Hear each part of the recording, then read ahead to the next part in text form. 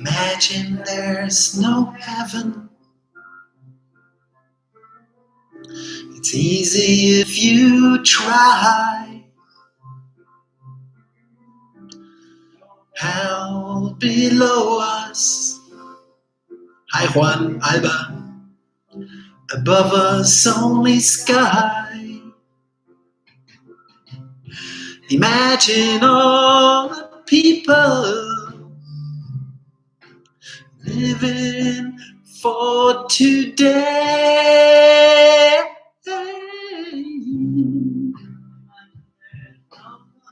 No country. Like these days. Imagine, my friends, welcome to a whole session, Q&A session number 17. I cannot even do it anymore. 17, yeah, I still can do it. On public speaking and communication offline, and of course a lot on online because it's all online now. Hey Alba, hey Juan Carlos, super cool that you're back. And today is all about imagination. We've done 16 already of these sessions. The first 2 were to try out stuff. Then we gave themes and we talked about so many things. Authenticity, pathos, storytelling, voice. But you know what? Hola job. Aún vives? What a bad joke. His name is Job. Vives. Vives means you live in Spanish. Now, today is all about imagination, which is deep turf. It's a bit tricky. But this is what we have to do. It's the round number 17. Yeah, Job. Any question you have, any comment, anything about anything about how you can trigger thoughts, imagination in the minds of your audience. This is today's topic. I'm a great fan of Hannibal Lecter, apparently. I watched Silence of the Lambs, and then I read the book. And I was even more scared. Can you imagine? I read The Red Dragon. I read Hannibal. I'm a great fan of Hannibal.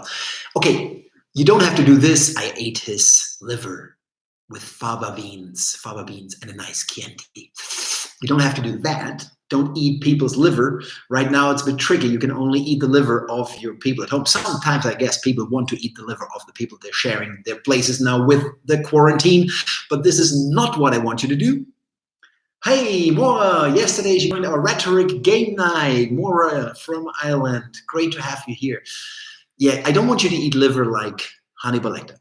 But guys, what is Hannibal Lecter very good at? Tell me, what is Hannibal really good at? What can Hannibal Lecter do so well? What is he good at? Anthony Hopkins, what a role, man.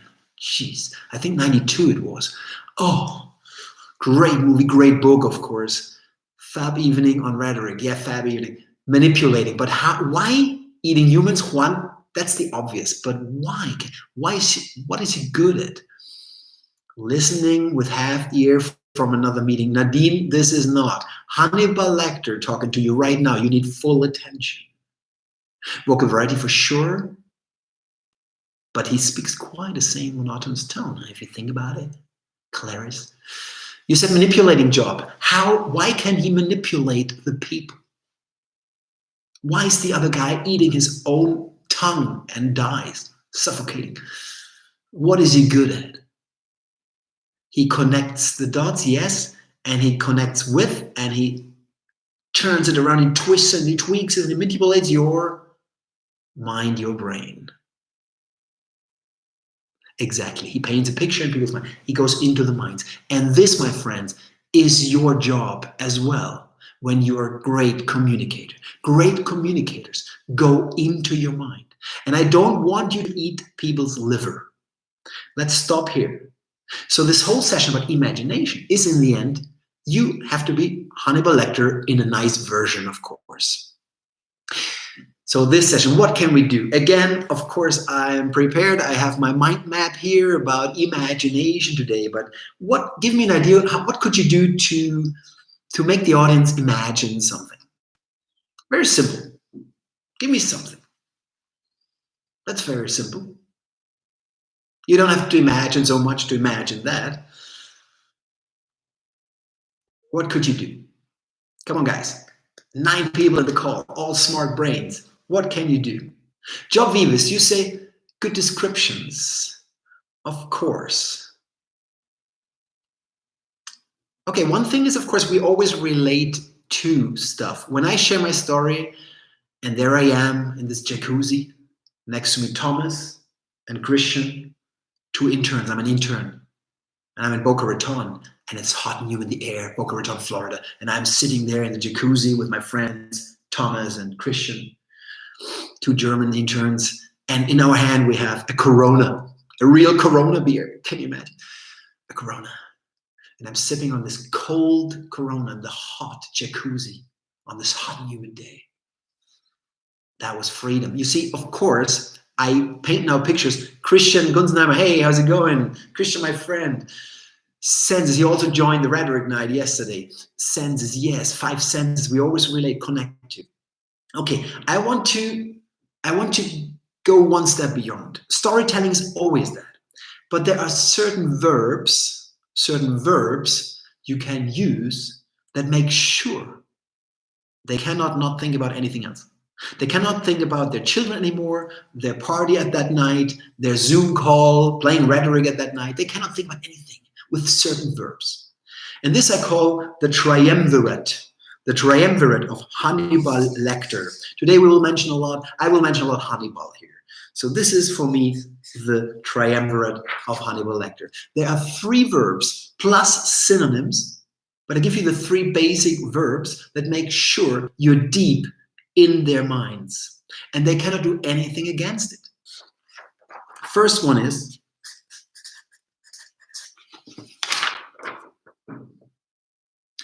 think about your first kiss.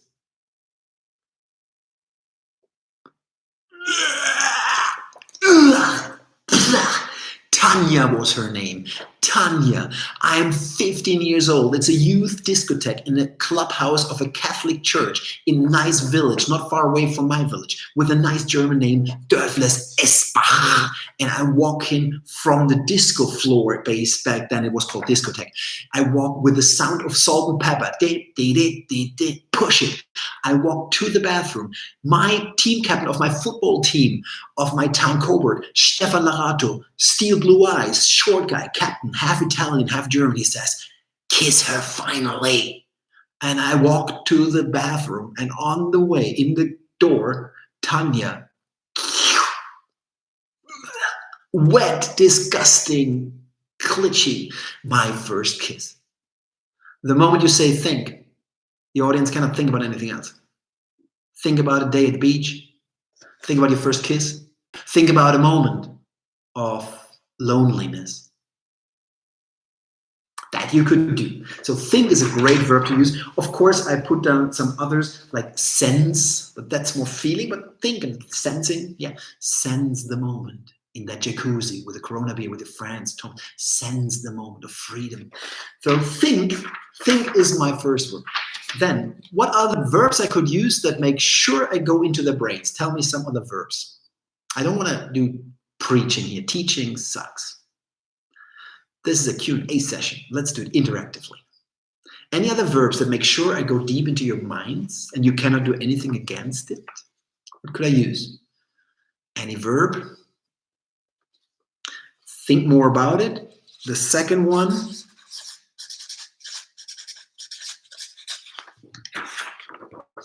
Exact job. Exactly. Job. Yeah, Maura, listen it's like thinking, give me a whole sentence, Maura, so I understand better what you mean. So let's stick with first job. Remember.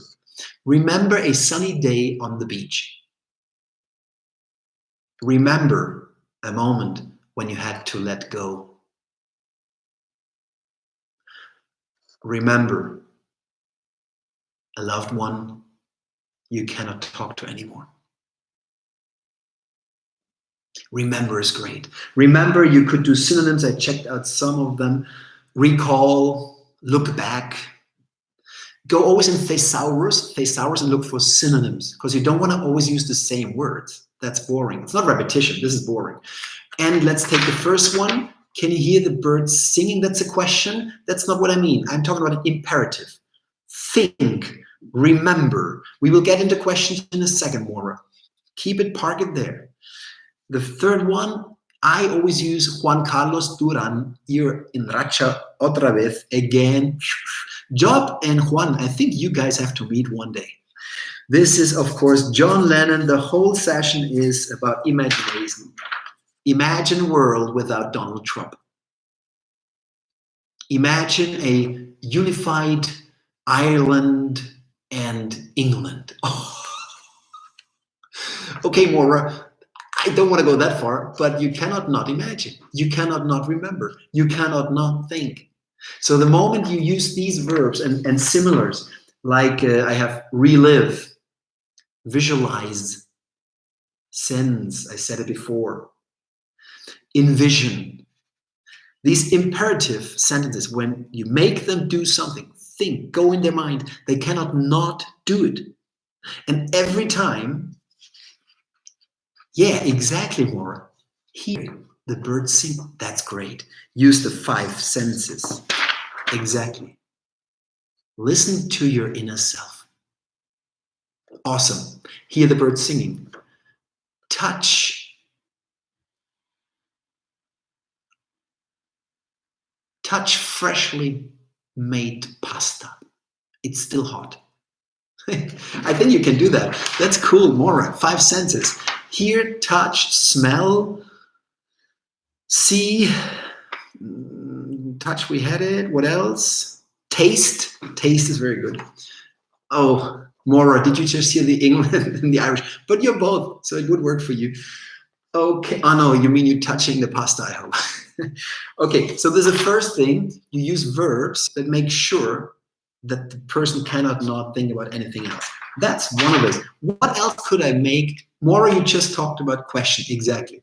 The 5 senses. Maura, what about questions? Questions is always a way to make you reflect. What kind of questions do we have?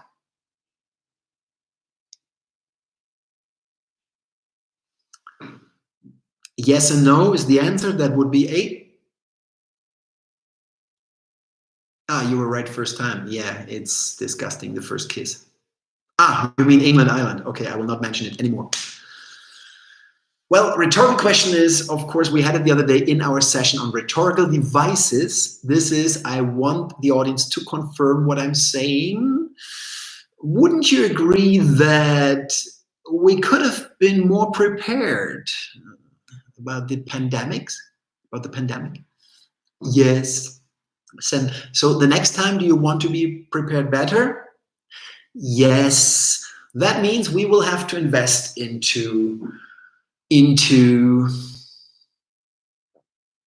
we have to have budget to be better prepared, and this means we have to spend some more tax money on that. So now you confirmed. That's a rhetorical question, but normally open and closed. Thank you, more open and closed.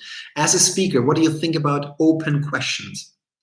I'm speaking to you openly in an audience, online, offline, and I ask an open question. What do you think about the situation right now in Lesbos, in Greece, with all the refugees there? 20,000. What do you think about that? What happens in an audience? It makes you reflect. Any question makes you imagine. That is for sure. Well, in public speaking, I always recommend use closed questions. Have you been to Lesbos? Well, wouldn't you agree that that situation is unbearable? You see, yes, no, it's always the secure way, because open question it makes you think. Any question, exactly, it's not an option. There's alpha dogs. There are Darth Vaders. There are Darth Vaders in your audience, in any audience, in a Zoom meeting, at a Microsoft Teams meeting, everywhere there are Darth Vaders. Alpha dogs, they will shoot back the moment you ask an open question. They're waiting for that. It's an exclusive invitation to attack. Questions. Some more creative ways, because that is obvious. So we have verbs now like think, remember, imagine, relive, visualize, the 5 senses, hear, touch, smell. It goes all right like honey butter into your brain. We have questions, open or closed. Open questions are more tricky in speaking to an audience. Closed question always make you think. What else? What else? What other ways? Come on, be creative, be imaginative. It's about imagination. What could you do to trigger thoughts, reflection, imagination in their minds. What could you do? Give me ideas. While you're thinking, another one, a great way. The other day I said we had a session on rhetorical devices. Check it. It's been a great session on rhetorical devices. These rhetorical figures that pop up it's so cool, the content.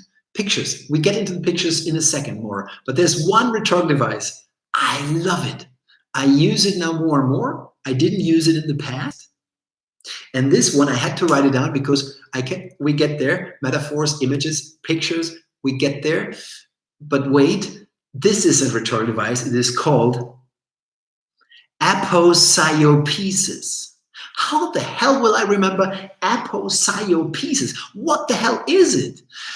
I have a friend, Tobias Rodriguez, who's also starting now to do great videos on conflict, on resolution live, because he's an ex-priest, he's great, and he learned old Greek, ancient Greek. He always knows what aposiopesis, all this stuff means. I have no idea.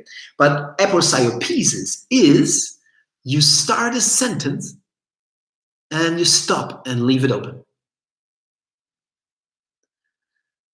If we do not act right now with more ventilators, then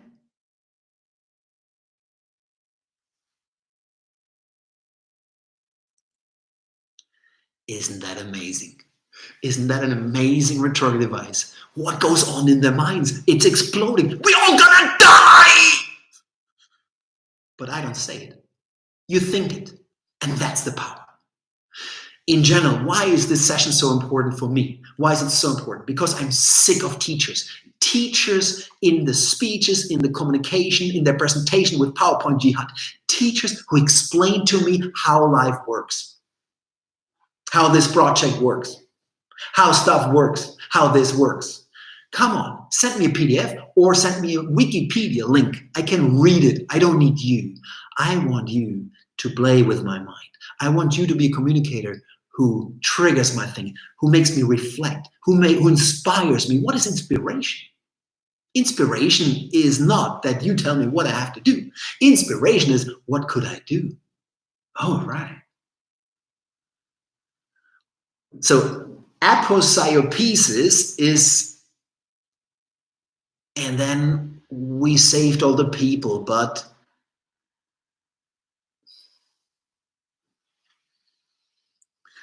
you cannot save them all, you see. Aposiopesis. Okay, let's go to, of course, metaphors again. And the other day we had a session on props. Now let's see. Metaphors is great with props. Let's imagine this one. Imagine the very same Darth Vader had a conversation with the Dalai Lama about love. That would be quite a debate. That would be quite a debate. I tell you, man. Props are great. Have you ever tried to stop a hurricane with an air pump? This is what we're doing right now with the virus. We need a storm to throw back that hurricane. We cannot use individual air pumps in Spain and in France and in Germany, in the US, in Mexico, everywhere. Mexico doesn't do, they don't even have air pumps. They don't do anything. You see, that's the power of metaphor. That is imagination. Your mind goes wild. Analogy, of course. I always say, Juan, oh, that's the right moment to have a nice sip of Spanish red wine, Ribera del Duero, good area. I always say flying with Ryanair is like being completely wasted. The next day you always say it was the last time.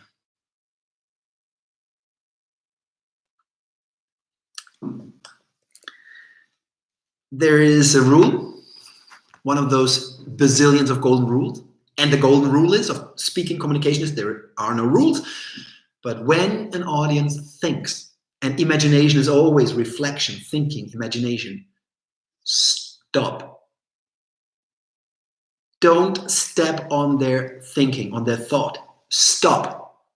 Make a pause. 2-3 seconds. Any more questions here? Come on, imagination. This is super cool. I love this topic.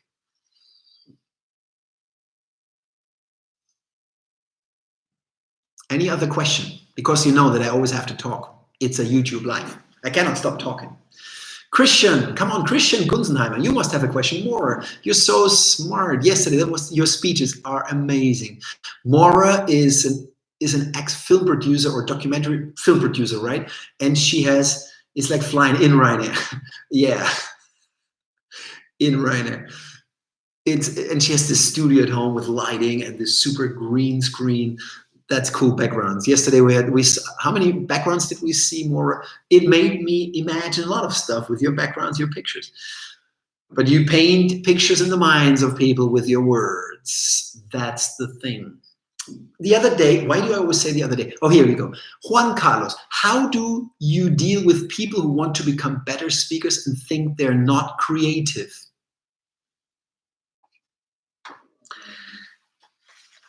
There was a guy, Juan, just a second, Juan.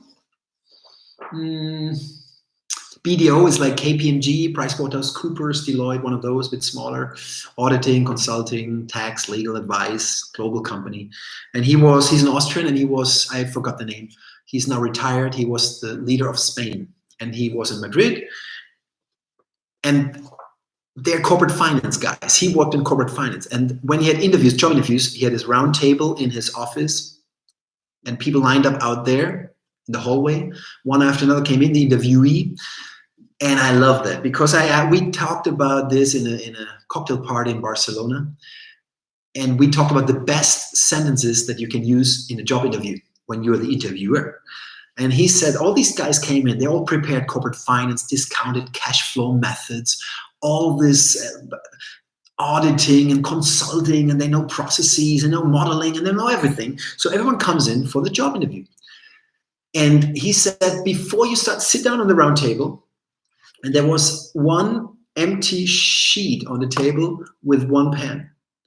And he's told the guys, before we start the interview, write down on this sheet of paper 6 benefits of a tree. Write down on a sheet of paper 6 benefits of a tree. And he didn't care whether they were writing, I can put in a heart with my girlfriend or my boyfriend. Cool. I can use the wood in the winter to get my house warm. It didn't matter. Shadow with the sun. He didn't care. 6 benefits. And he said so few people could do it under pressure. It's a job interview. That's different from being in a bar. Write down 6 benefits of a tree. But he said everyone who could do it, they were so good at their job because they could think beyond the box in the job interview. What do I want to say with that? Yes, there are more creative people and less creative people. But in the end, you would come up with 6 benefits of a fucking tree. Don't tell me you cannot do that. If I give you 10 minutes, you will have 6 benefits. I don't have to quote Picasso said, all children are creative, isn't it? The problem is when they become adults. You are creative. And all the other things are excuses. The moment you start to switch on your imagination, exactly, this is about imagination. How could I say or do things differently from others on stage, on or offline? How could I do things differently from others online or offline? The moment you ask yourself this question, I do it to myself all the time. How can I say every word different, every phrase different? How can I go into your minds? All the time I think, how can I make it happen? The moment you start doing that, you will be creative. You will have 6 benefits of a tree. So I don't believe in there is no creative people. I don't believe it. But let's go back. Imagination. Do you still remember aposiopesis? I think that's such a great rhetorical device. Scenic holograms. We talked already when we talked about staging. That's another session, staging. Check it out. We talked about holograms on stage. What I love to do is to create scenic holograms. In my world, I refer to this as you turn the entire room, you turn it into some other place. I played football, I use football pitches, your classroom. In my Toastmasters club, Toastmasters, if you haven't joined yet, Toastmasters, the best public speaking club, communication club in the world by far. Peter Mackenzie, English, great guy, great speaker. Many years, 8, 9 years in my club. Amazing speaker. Oh, it must be longer. He's at least 12 years in my club. He is so good. And he gave a speech, a storytelling project about Nero. Nero, the crazy Roman emperor, first century. And the guy, man, he was so good. His job vivus, his job was to bring Nero to life. He talked in dialogue. He relived Nero's dialogues, his situations, his life. It was so vivid, so vivacious. And I was the evaluator. I had to evaluate his speech. And I thought, man, this is so good. What could be something that he could have used? And there came to my mind this imagination thing of scenic hologram. So what I told him, you could have said to us, the audience, 30 people in the room, imagine you are, well, you see, imagine, the word always rules. Imagine you are here in the Colosseum. You're right here. And around us are thousands of people. And they're cheering, and they're drunk, and they drink wine. And yeah, kill them. And you're right here. And Nero up there, grunting and cheering and laughter. And there come the lions from the right, and there from the left, the tigers. And they haven't eaten for days. And you are in the middle, the Colosseum. How do you feel right now?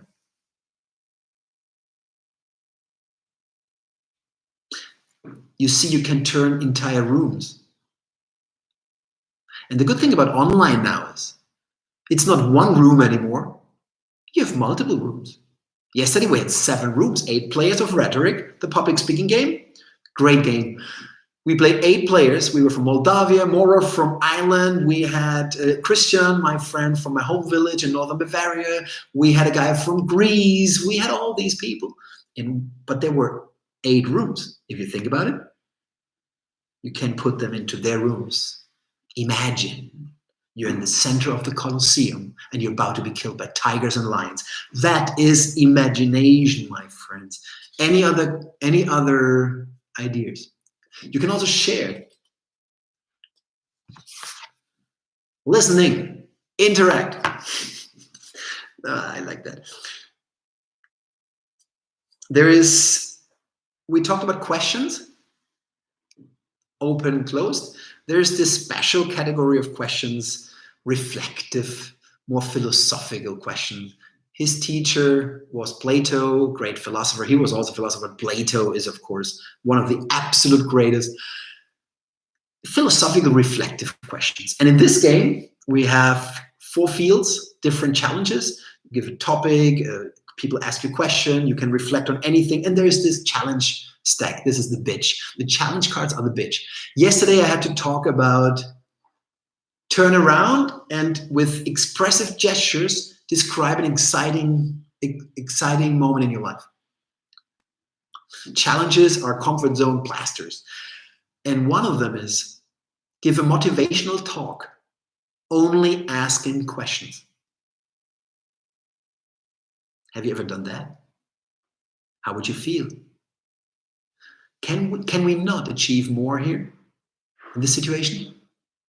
Have you started to work on your future life beyond this crisis? How will your life look like then? Who would you be? What kind of being would you be? Would you be still the same? You see, you can ask all these questions. And what's the meaning of life? Have you ever thought about it? Why don't we think about it more? You can go on forever. And it's so imaginative. You have to think about it all the time. It's crazy.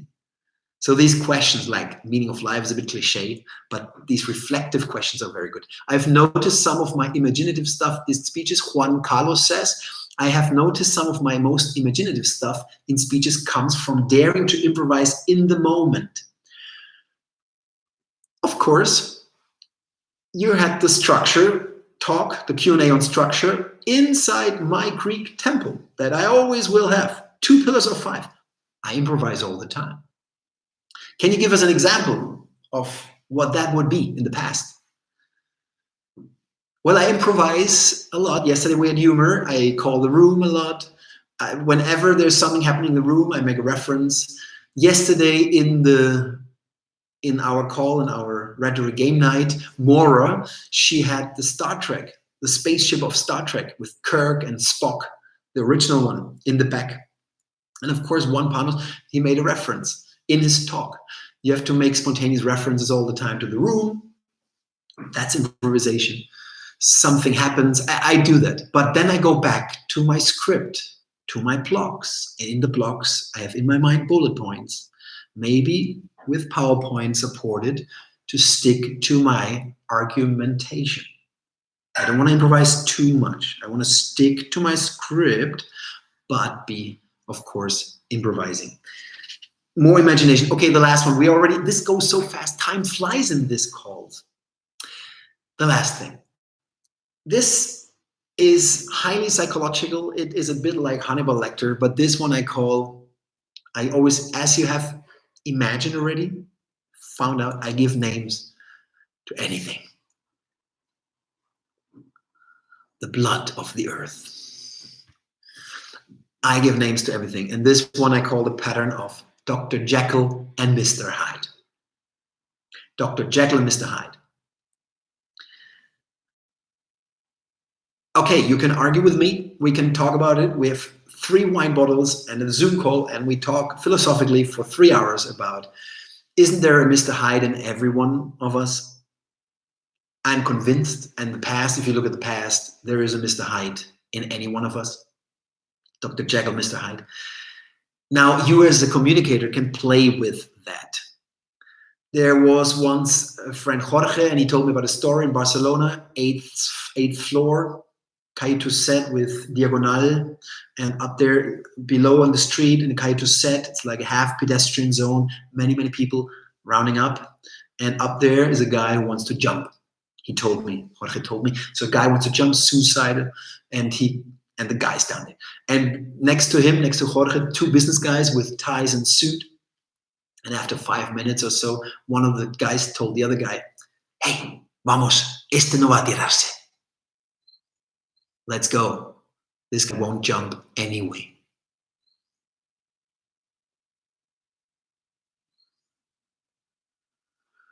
Aren't we all sensationalist? Okay, you don't read the Sun, but if you're in a hairdresser, would you take the Sun? Aren't we all sensationalists? Dr. Jekyll, Mr. Hyde. So as a speaker, sometimes don't kill that. Don't bore Mr. Hyde. Do not bore Mr. Hyde. Play more with the imagination.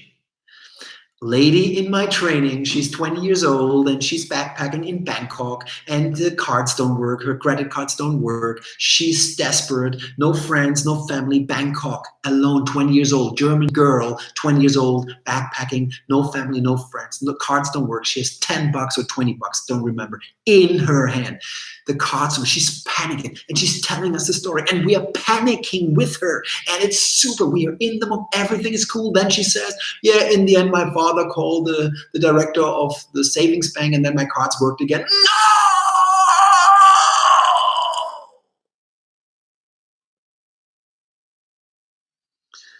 Film. Do not do that. Keep the imagination up in the air. Make Mr. Hyde happy. Oh my God, they're gonna kill her. They're gonna rape her. She's gonna be kidnapped. She's gonna be alone. Oh my God. What's gonna happen? And later in your talk, later in your presentation, later you give a resolution. Don't kill that holy moment. This is highly, deeply psychological, and I'm not a psychologist, but I learned it. It's a downer. It's a bummer when you break that excitement of Mr. Hyde. Play more with imagination. It's almost 35 minutes today. Do you have anything else?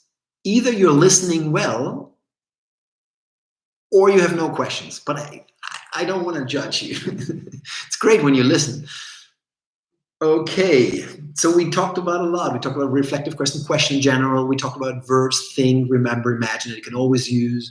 We talked about pictures, metaphors. Metaphors are always imaginative, Dr. Jekyll, Mr. Hyde, Dr. Hannibal Lecter. This was a psycho session today. Listening more, taking notes. Thank you so much, guys. So tomorrow, what can we do tomorrow? Let me go back to my list of topics. Where are my topics? Oh yeah, here we are. Oh yeah, tomorrow is a great one as well. I love that. What is it all about? Is it about you, the speaker? Or is it about your audience? Tomorrow, it's all about interaction and inclusion. For me, this is two different things in my world, so I will put them together because it's all about creating this one unit of speaker and audience. Now, with the online world, this is extremely important as well, because I realize people don't do that like they would in case they were on stage. Audience, exactly. So tomorrow it's all about interaction with your audience and inclusion of the audience. I'm looking forward so much to tomorrow's session. It's been a great pleasure. Once again, thank you all. Thank you all, family. And tomorrow more with interaction and inclusion. Hasta la vista.